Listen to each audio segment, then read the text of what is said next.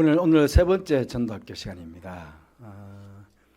전도의 개념에 대한 말씀들을 첫 시간 드렸고, 둘째 시간에는 우리가 복음을 전해야 되는데 그럼 전해야 될 복음의 내용이 뭔가 하는 것에 대해서 먼저는 원래 우리 인간들은 무고했는데 그 죄로 인해서 결국 우리 인생에 문제가 왔다 하는 이야기를 해드렸습니다. 그리고 정말 전해야 될 건 오늘은 그리스도에 대한 이야기입니다. 우리 오늘 찬양대가 처음에 그리스도와 함께 십자가에 못 박혔다. 그리고 마지막에도 나의 삶의 주인은 그리스도이시다. 그리스도, 내가 믿는 그리스도, 그분이 누군가를 알아야 됩니다. 그분에 대한 확실한 믿음이 있어야 결국은 그분을 누군가에게 소개해 줄 수 있지 않겠습니까? 그래서 오늘은 그리스도가 뭐냐 하는 이야기를 제가 항종 직분자들이 세워지면 꼭 이 메시지를 전해드립니다. 첫 시간에 먼저 공부를 하게 되는데 이거는 그냥 그렇구나 정도 이해 정도가 아니고 이건 내 입에서 이게 나와야 됩니다. 그리스도가 이런 분입니다 라고 누군가에게는 내가 믿는 그리스도, 내가 그분과 십자가를 못 받겠다고 고백도 하면서 그분에 대한 이야기를 해줘야 될 거 아닙니까? 그렇기 때문에 내가 믿는 예수, 결국이 복음이죠. 그것을 바르게 지내야 되는데 죄로 인해 하나님과의 관계가 단절됨으로 우리 인생에 모든 문제가 발생했다. 영적인 문제, 정신적인 문제, 육체적인 문제, 즉 전인의 문제가 발생했다 하는 것입니다. 자, 이 문제를 결국은 해결하는데 해결하신 분이 바로 예수 그리스도 이분이시다. 이게 창세기부터 예언되어 있다는 것이죠. 내가 너로 여자와 원수가 되게 하고 너는 누굽니까? 마귀, 죄의 원흉, 우리 하여금 죄를 짓게 만들었던 옛뱀. 결국은 지금도 여전히 그 옛뱀은 살아서 역사하고 있습니다. 이상하게 죽은 것 같죠. 예수님께서 이미 네 머리를 상하게 할 것이다. 그래서 예수님께서 십자가에서 이미 뱀의 머리를 박살을 냈거든요. 그럼에도 불구하고 지금 여전히 살아있는 것처럼 그렇게 우리에게 죄를 짓게 만들고 우리를 유혹하고 있다는 것입니다. 결국은 우리 하여금 자꾸 죄를 짓게 만드는데 그런데 그 죄의 문제와 죄로 인해서 발생한 영적인, 정신적인, 육체적인 문제를 해결하신 분이 바로 예수님, 바로 그리스도, 그분이시다 하는 것이죠. 그래서 여자의 후손, 예수님께서 뱀의 머리를 먼저 상하게 할 것이다. 인간들 하여금 죄를 짓게 만든 마귀를 머리를 상하게 하고 그 다음에 그 죄로 인해서 발생한 모든 문제를 그분께서 해결해 주실 것이다. 그렇게 말했습니다. 그래서 십자가에서 십자가를 지시면서 그분은 그가 찔림으로 그가 상함으로 우리의 허물과 죄, 지난주에 말씀드렸죠. 허물은 우리가 하지 말아야 될 것을 했을 때를 허물이라고 합니다. 우리가 살인하지 말아야 되는데 살인하면 그건 허물입니다. 우리가 거짓말하지 말아야 되는데 거짓말하면 허물입니다. 간음하지 말아야 되는데 간음하면 그건 허물입니다. 그러니까 하지 말아야 될 것을 했을 때를 허물이라고 합니다. 그럼 죄는 해야 되는 것을 하지 않았을 때, 하나님을 믿어야 되는데 제일 중요한 건요, 하나님을 믿지 않는 게 가장 큰 죄잖아요. 하나님을 믿어야 되는데 믿지 않았다. 안식일을 주의 날을 지켜야 되는데 지키지 않았다. 부모님을 공경해야 되는데 공경하지 않았다. 그러니까 해야 되는 것을 하지 않은 것을 죄라고 합니다. 이 두 개를 다 묶어서 우리는 죄라고 그러죠. 그래서 죄는 결국은 영적인 부분입니다. 보십시오. 하나님을 믿지 않는 것이 죄인데요. 세상 사람들은 이를 죄로 여길까요? 안 여기거든요. 이 가장 큰 죄인데 세상 사람들은 이 죄를 몰라요. 그래서 이게 영적인 부분입니다. 이 영적인 부분들은 결국은 하나님을 믿게 만들어야 되잖아요. 그래서 그분께서 찔리고 상하셔서 우리로 하여금 하나님을 알게 하고 하나님을 믿게 하셨다는 겁니다. 그 다음에 징계를 받음으로 우리가 평안을 누리고, 그러니까 우리가 정신적인 문제, 우리 마음의 병, 염려, 근심, 걱정, 불안, 초조, 긴장, 공포, 두려움, 이런 것들이 우리 안에서 평화를 다 뺏어가잖아요. 그래서 우울증이 생기고 하는 건데, 우리의 그분께서 징계를 받음으로 결국 우리 안에 참 평화, 샬롬, 우리 마음속에 하나님의 나라가 이루어지도록 그렇게 주님께서 만드셨다는 것입니다. 그가 채찍에 맞음으로 나음을 받았다. 우리 육체적인 문제, 질병의 문제, 또 보이지 않는 어떤 세력들로부터 당하는 공격들, 사건 사고들, 그런 것도 우리 몸이 상해지지 않겠습니까? 그런 것들도 어쨌든 주님께서 우리 몸을 지켜주시는, 낫게 해주시는 그런 그게 있다. 그러니까 영적인 문제, 정신적인 문제, 육체적인 문제를 예수님께서 십자가에서 다 해결하셨다. 그러니까 우리가 이것을 믿어야 된다. 그분께서 내 문제 해결자시다 하는 것이 첫 번째입니다. 그래서 누군가에 가서 복음을 전할 때 우리 인생의 모든 문제를 해결해 주신 분이 예수님이시니까 그 예수님을 믿어야 된다. 그렇게 말씀해야 될 것이고, 두 번째로는 그럼 그분이 누구냐 했을 때 그분은 그리스도이시다. 그렇게 이제 우리가 또 이야기를 합니다. 그러면 예수님은 예수님인데 그리스도는 또 뭐냐? 또 그렇게 말하시지 않겠습니까? 그리스도는 예수님의 직분, 예수님의 직. 예수님께서는 어떤 직분을 가지고 우리에게 일하고 계시는가 하는 것입니다. 그게 이제 그리스도, 여러분 들어보셨지만 그리스도는 기름 부음 받은 자입니다. 기름 부음 받은 자 뜻이 그리스도입니다. 그 예수 그리스도, 그러면 예수님께서는 기름 부음 받은 자입니다. 그런 뜻이거든요. 그래서 예수님의 삼중직, 세 가지 직분이라고 말하는데 그 첫 번째가 왕입니다. 그 구약 성경에서는 왕, 대제사장, 선지자, 이 세 사람을 세울 때 기름을 부었습니다. 그래서 구약 시대의 왕, 제사장, 선지자는 어찌 보면 우리 예수님을 예표하는, 그래서 다윗도 우리 예수님을 예표하는 인물입니다. 다윗도. 그 구약에 있는 유명한 선지자들 다 예표하는 이름들이죠. 아론도 마찬가지. 다 대제사장들도 우리 주님을 예표하는 그런 직분자들입니다. 그러면 예수님께서 우리의 왕이 되신다 하는 것이죠. 왕. 사실은 지금은 왕의 개념은 그렇지만 옛날의 왕이라고 그러면 그 백성들을, 자기 백성들을 책임져 주는 겁니다. 그 백성들을 지켜주고 외부 세력들로부터도 보호해주고 그렇잖아요. 적군들로부터 막아주고 지켜주고 그런 가운데서 그 백성들이 필요한 것들을 공급해주고 그게 다 왕이 하는 거잖아요. 그래서 왕의 역할은 굉장히 중요한데 우리가 창세기에서 마귀에게 시험을 받은 그때부터 왕의 자리가 하나님에서부터 마귀에게로 뺏기고 말았습니다. 그러니까 우리가 하나님의 영이 우리를 떠나감으로 말미암아 우리는 흑인 존재가 되어가지고 마귀가 먹고 사는, 마귀에게 지배받고 사는 공중 권세 잡은 자. 그러니까 이 공중의 권세를 잡고 우리를 꽉 붙잡고 살아가는 그런 마귀의 지배하에 있었다는 것이죠. 왜냐하면 우리가 허물과 죄로 죽었던입니다. 죽었던. 여기 보면 허물과 죄로 죽어갈 것이다.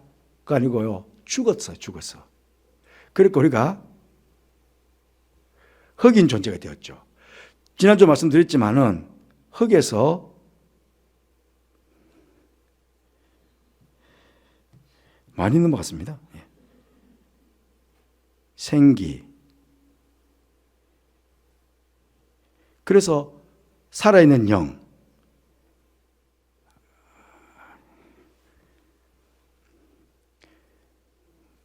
잘 안 되네요. 연습 부지런히 했는데. 흙에서 하나님의 생기를 불어넣어서 사람이 되었습니다. 생명, 살아있는 영. 그런데 여기서 하나님의 영이 떠나가 버리면 그러면 흑인 존재입니다. 요걸 가리켜서 죽었다고 그럽니다. 허물과 죄로 죽은 존재. 요것을 마귀가 지배하고 사는 거죠. 뱀아 정신토록 흙을 먹고 살아라. 그러니까 결국 하나님의 영이 없는 사람들은 다 누구의 손에 잡혀 있습니까? 공중 권세에 잡은 자. 따랐다. 잡혀있다는 것입니다. 그래서 이 세상 풍조를 따르게 만들고 하나님을 불순종하게 만들고 하는 것들이 다 이 악한 영, 악한 마귀 이 손에 잡혀 있었다는 것입니다. 전에는 우리도 다 그 가운데서 육체의 욕심을 따라 육체, 흙이라고 그랬죠. 흙에 떠들어간 말을 육체로 합니다. 그 육체 욕심을 따라 지내며 육체와 마음에 원하는 것을 하며 다른 이들과 같이 본질상 진노의 자녀, 마귀의 자녀. 그게 누구였나? 우리라는 겁니다. 우리였다는 겁니다. 그러니까 절대적으로 그리스도가 필요한 거죠. 왜냐하면 악한 마귀에게 지배를 받고 그 풍속, 세상 풍속을 따르게 만들고 불순종하게 만들고 여러분, 그래서 지금도 예수 믿지 않는 사람들은 어디 갑니까? 무당 찾아갑니다. 점쟁이 찾아갑니다.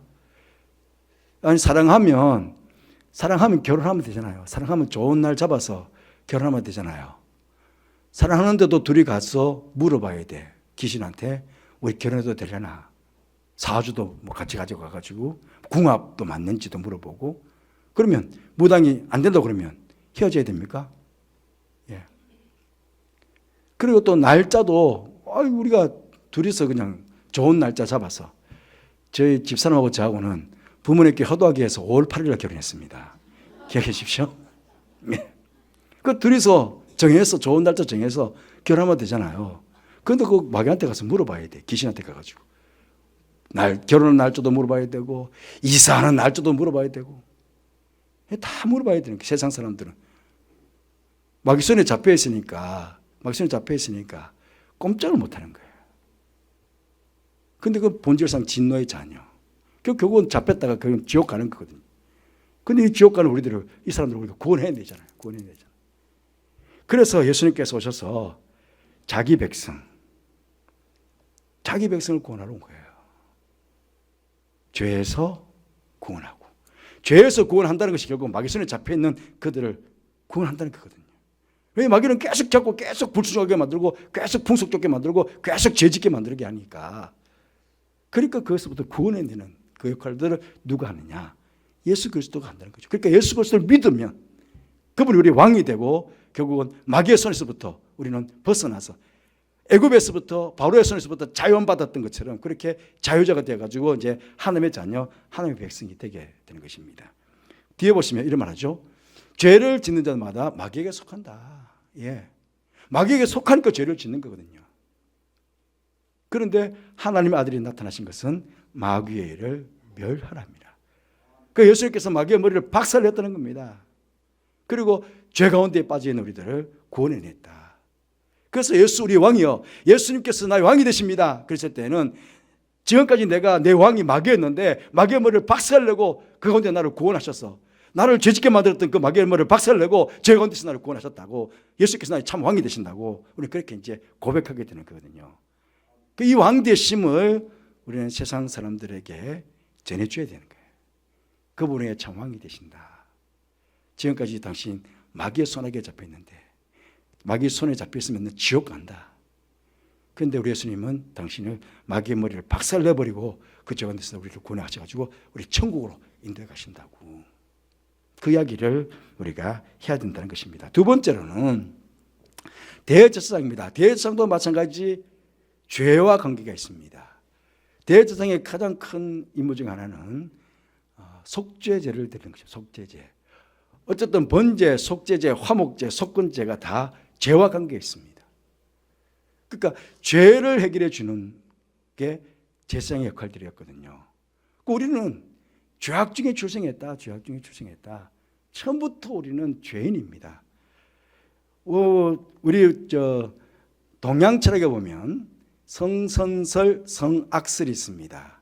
사람은 태어날 때 선하게 태어난다는 것이 성선설이고, 사람은 태어날 때 처음부터 악하게 태어난다는 것이 성악설입니다. 우리 기독교는 어디에 따를까요? 성악설입니다. 왜? 죄악 중에 출생했습니다. 우리 안에는 다 원죄가 있어요. 원죄. 우리 속에 다 있거든요. 그 죄악 중에 우리가 출생하고 우리 가운데 다 죄의 본질을 가지고 있습니다. 그런데 이 죄의 본질을 누군가가 해결해 줘야 되잖아요. 내가 내 스스로 어떻게 해결합니까? 그래서 구약에는 대제사장이 필요했고 신약에는 영원한 대제사장 되시는 예수님께서 단번에 번제, 속죄제, 속건제, 화목제 모든 죄를 다 동시적으로 한 번에 그냥 해결해 버렸다는 것입니다. 만약에 이게 얼마나 큰 감사인지 몰라요. 만약에 우리가 지금도 여전히 대제사장이 필요하다. 제가 이제 목사니까 만약에 대제사장이 필요하다 그러면 여러분 오늘 양을 우리 교회는 몇 마리를 잡아야 될까요? 예? 보통 10명 등 1명 정도가 약 6월절 보면요. 보통 한 가족 단위니까 한 가족이 한 마리 잡아야 되니까 그러니까 10명당 하나 정도가 될 수 있습니다. 그런데 속죄제만 드리나요? 속건제도 드려야 되고 화목제도 드려야 되고 예? 우리 예배를 드리니까 번제도 드려야 되고요. 제가 새벽기도도 오늘 인도했는데요. 새벽기도 때는 또 상번제 드려요. 예. 저녁에 다 가면 또 마지막 하번제 드려야 되고요. 도대체 우리 교회 안에서 이 하루 동안에 도대체 몇 마리 양, 몇 마리 소를 잡아야 될까요? 그렇게 생각하면 참 엄청난 거예요, 사실은. 예? 이 제사를 드린다는 게. 그러니까, 여기에다가 피를 다 발라놓고 말이죠. 왜냐하면 거룩하게 구별해야 되니까. 제 옷에도 기름도 바르고, 송아지 피도 바르고, 여기 지금 이 노트북에도 피 다 발라놓고, 성경책에도 피 다 발라, 그 의자, 앉아있는 의자에 거룩하게 다 구별해야 되니까 피 다 발라놓고. 그러면요, 이 안에 그야말로 피 비린내가 진동할 거예요. 그죠? 그러니까 이게 우리가 하나님 거룩하신 앞에서 예배 드린다는 것, 그냥 이렇게 자연스럽게 앉아서 예배 드린다는 것, 이게 얼마나 큰 복인지 모르겠어요. 구약과 신약을 구분한다면, 비교한다면. 그래서 죄악 가운데서 우리가 출생했다. 그런데 예수님께서 단번에 우리 죄를 해결하시는데 어떻게 해결했느냐. 이분요, 이 로마서 4장 25절 이게 굉장히 중요한 구절이에요. 이게 구약의 성막과 관통하는 구절이거든요. 뭐냐면 대속죄일 날 이스라엘 백성들 전체 죄를 다 지고 누가 갑니까? 대제사장이 염소 2마리, 한 마리는 염소에다 안수해서 그 피를 가지고 들어가고 한 마리는 아사셀 염소를 해가지고 저 광야로 쫓아보냅니다. 죄를 동에서 서까지 멀리 보낸다. 우리의 죄를 멀리 보낸다고 그래가지고 아사셀 염소를 그래가지고 한 마리 염소의 죄를 다 집어 씌워가지고 그 죄를 저 광야로 멀리 보내가지고 죽게 만듭니다. 낭떠러지에 떨어져 죽든지 뭐 동물에게 잡혀 먹든지 하여튼 굶어 죽든지 어쩐지 간에 죄는 멀리 갔죠. 그 버림받은 염소, 그게 바로 우리 예수님이셨거든요. 범죄함을 위해서 내어줌이 되었다. 그래서 아사셀 염소, 그래서 예수님께서 마지막 십자가 들어가실 때 엘리엘이 라마 사막더니 나의 하나님 어찌하여 나를 버리셨나이까. 그 순간은 죄악 덩어리니까 십자가에 올라가 있는 순간만큼은 예수님께서 인류의 모든 인류의 죄를, 과거 현재 미래의 죄를 다 담당하고 있었으니까 가장 큰 죄인 아닙니까? 그렇게 예수님 하나님께 버림받을 수밖에 없는 그런 현실이었거든요. 아사셀 염소가 되었고, 또 하나는 2마리 중에 한 마리는 딱 잡아서 그 피를 가지고 지성소로 들어옵니다. 지성소로 들어와서 자주 설명드렸지 않습니까? 지성소 안에는 언약궤가 있습니다. 언약궤는 언약궤 지붕을 절대로 열면 안 됩니다. 왜냐하면 언약궤 안에 10계명의 2돌판, 그리고 만나를 담은 항아리, 그다음에 아론의 상난 지팡이, 그렇게 언약궤 속에 들어있습니다. 그것들은 3가지는 모두가 인간의 죄성을 나타냅니다. 하나님을 대적하고 하나님의 말씀에 불순종하고 하나님을 배반했던 그 역사적 사건, 그것들이 다 담아있는 거예요, 결국은. 그러니까 그 죄가 드러나면 죽습니다. 그 죄가 드러나면. 그러니까 죄가 드러나지 않도록 여기에다가, 여기가 속죄소예요, 속죄소에다가 염소의 피를 바르는 겁니다. 염소의 피를 바르면 하나님께서 속죄소 위, 언약궤 위 속죄소에서 내가 너희들을 만나겠다고 그랬거든요. 만남의 장소를 아무 데서 안 만납니다. 바로 지성소 안에 있는 언약궤 위에 있는 속죄소에서 하나님께서 당신의 백성들을 만나주시겠다 그랬거든요. 그런데 죄가 드러나면 거룩하신 하나님 앞에서 만날 수가 없잖아요. 그래서 죄를 딱 감춰놓고 여기다가 피를 싹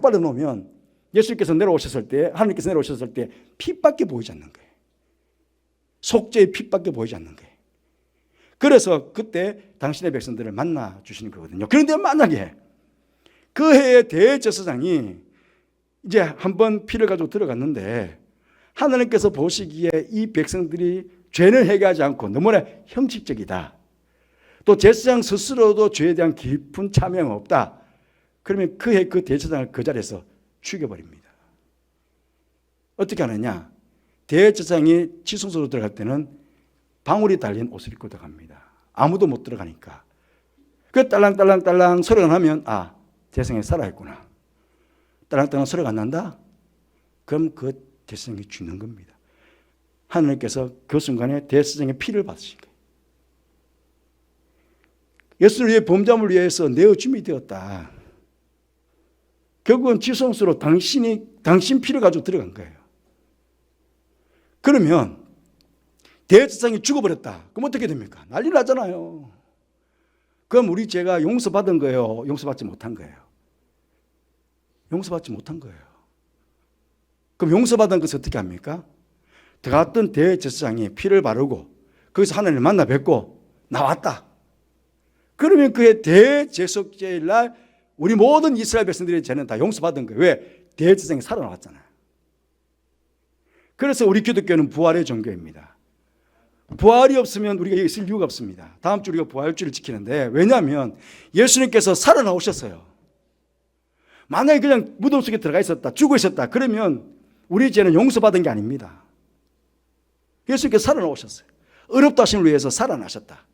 그 지소지에 들어갔다가 살아서 나온 거예요. 그러니까 전체 우리 모든 죄가 용서받았다고 할렐루야, 그 순간에 하나님을 찬양하고 영광을 돌리게 되는 겁니다. 그래서 이 구절이 그만큼 중요한 거예요. 어떻게 표현하느냐? 히브리서 말씀은 정확하게 이걸 표현하고 있습니다. 그리스도께서는 장래 좋은 일에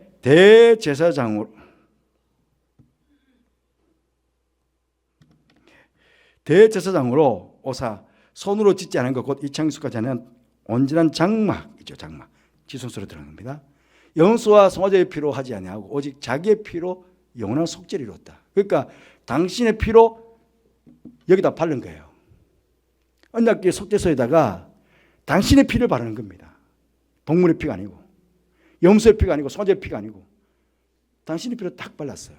죽어서 영원한 속죄를 이루었습니다. 그런데 중요한 것은 살아나오지 않았다면 이게 필요가 없는 거예요. 그런데 부활하셨잖아요. 살아나오신 거예요.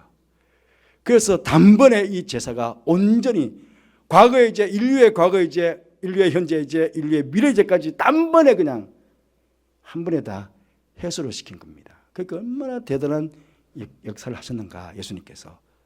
그래서 대제사장으로서 단번에 우리 구원을 이루시기 위해서 당신이 직접 당신의 피를 다 쏟으셔가지고 우리를 구원하시고 부활하셨다 하는 것입니다. 이제 세 번째, 선지자입니다. 선지자는 뭐냐면, 자, 하나님의 영이 떠나가 버렸어요.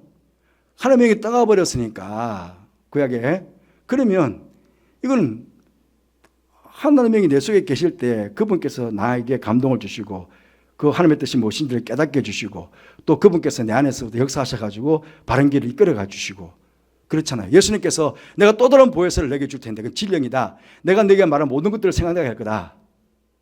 그러니까 보혜사 성령께서 우리 영께서 우리 딱 들어오시기 때문에 그분이 아버지의 뜻이 무엇인지도 알게 되고 깨닫게 되고 또 그분이 밝히 바른 길을 보여주시는, 제시해 주시는 거죠. 그 길 따라가는 거거든요. 근데 하나님의 영, 보혜사라고 했을 때 제가 자주 이렇게 말씀드렸지만은 보혜사라는 뜻은 여러 가지 의미가 있습니다. 헬퍼, 도와주시는 분. 그분이 내 안에서 역사하는 거예요. 내 삶에 역사하시는 거예요. 도와주시는 거예요. 가이드, 인도해 주시는 거예요. 바른 길로 인도해 가시는 분이 바로 하나님의 영이시거든요. 그분이 우리 속에 계실 때 그렇게 하거든요. 헬퍼, 가이드, 카운셀러. 예. 우리 안에 상담하실 때로는요, 이 길로 가야지, 저로 가야 될지, 이 문제를 어떻게 해결해야 될지, 어떻게 판단해야 될지. 우리가 굉장히 지금 혼란스러운 시대를 살잖아요. 그런데 그분이 상담을 해주시는 거예요. 우리의 삶의 자리에 가장 바른 판단을 하고 바른 결정을 살아갈 수 있도록 스트렝스, 힘주시는 분. 우리 힘으로 할 수 없는 수많은 일들이 있는데 때로는 이 성령께서, 내 안에 계신 성령께서 우리에게 힘을 주셔가지고 넘지, 너무 담이 너무 높은데도 그 담을 넘을 수 있도록. 예. 때로는 막 앞에 캄캄한 길이 막혀 있는데 내가 이걸 어떻게, 내 힘을 어떻게 하나 그러는데 성령님께서 힘이 되어 주셔가지고 그걸 뚫고 나가든지 그걸 넘어 나가든지 그렇게 만들어 주시는 거거든요. 그분께서 오셔서 다 하게 되는데 그분이 떠나가 버린 거야. 그리고 하나님의 관계가 완전히 단절되어 버렸어요. 여호와께서 이르시되 나의 영이 영원히 사람과 함께 하지 않겠다. 예? 왜? 육신이 됨이라. 육신, 육체, 흙 다 같은 존재죠. 마귀에게 지배받고 있으니까 하나님과 관계가 완전히 단절되어 버린 거예요. 그래서 원래는 하나님께서, 구약시대에는 하나님께서 늘 역사하게 되어 있습니다. 그런데 완전히 떠나가 버리고 내가 함께 하지 않겠다, 완전히. 그걸 어떻게 살아가요? 그런데 하나님께서 한 방편을 주셨는데 선지자를 주신 거예요, 선지자를. 그 선지자를 통해 가지고 하나님께서 말씀하시면, 예를 들어서 이 백성들이 죄악이 너무 심하다, 가서 죄를 해결하고 말해라, 주님께서 선지자를 통해서 말씀하십니다. 그러면 또 백성들은 죄를 짓다가 하나님께 막 얻어 터져가지고 이제 난리 나지 않습니까? 그러면 선지자님 제발 하나님께 좀 기도하셔가지고, 예, 아마 구약 읽어보십시오. 구약 대부분이 그렇습니다. 선지자가 옵니다. 하나님께 직접 못 갑니다. 선지자가 와가지고 제발 우리 좀 하나님께 말씀 좀 하셔가지고 기도 좀 하셔가지고 우리 좀 고쳐주게 해주세요. 그러니까 선지자가 중보자가 돼요. 중보자. 그 선지자가 중보자인데 영원한 중보자가 누구십니까? 예수 그리스도시거든요. 그러니까 그분이 오셨다는 거예요. 오셔서 우리가 죄를 범해 가지고 육체적인 존재가 돼 가지고 하나님의 영광에 이르지 못하니까 완전 단절됐잖아요. 예. 단절된 상태인 우리들에게 이제 오셔서 말씀하시죠. 내가 곧 길이다. 그러니까 하나님과 막혀 있는 담을 주님께서 길을 여신 거예요. 십자가. 우리가 아는 십자가로 말했을 때 하나님과 우리 사이 이 소통을 주님께서 중보자 되시고 길을 딱 여시는 거예요. 내가 길이다. 그 나를 말미암아 그는 아버지께로 올 자가 없다. 그래서 아버지로 가는 유일한 길, 중보자가 선지자가 되어 주신 거예요. 그래서 우리는 어떻게 하나님께로 나갑니까? 예수 이름을 가지고 나갑니다. 예수 이름을 가지고 우리는 얼마든지 주님 앞으로 나갑니다. 하나님께로 나갑니다. 예수 이름의 권세를 주셨잖아요. 이제 다음 주일날 우리가 구원받은 자가 누리게 될 특권이 뭐냐? 우리가 이렇게 구원받게 되었을 때, 예수 그리스도를 통해서 우리가 구원받게 되었을 때, 그럼 얻게 되는 그 특권이 뭐냐? 그 부분들을 다음 주에 좀 나누겠는데요. 어쨌든 아버지께로, 그러니까 우리가 지금 하나님을 아빠라고, 아버지라고 그렇게 부를 수 있게 된 것도 누구를 통해서? 예수님을 통해서. 다 예수님을 통해서 직통으로 가게 된 거예요. 직통으로 가게 된 거예요. 옛날에는 제사장을 통해서, 선지자를 통해서 어떤 그런 방법을 통해서 하나님을 만나게 됐다면, 이제는 예수 그리스도께서 중간에 중보자가 되셔가지고 그냥 다이렉트로 예수님을 만나고 하나님을 만나고 하나님께 나아갈 수 있는 길을 열어주셨다는 것입니다. 그래서 우리가 잘 아는 대로 뭐가 예수님께서 돌아가셨을 때, 십자가에 돌아가셨을 때 뭐가 찢어졌습니까? 휘장이 찢어졌습니다. 예.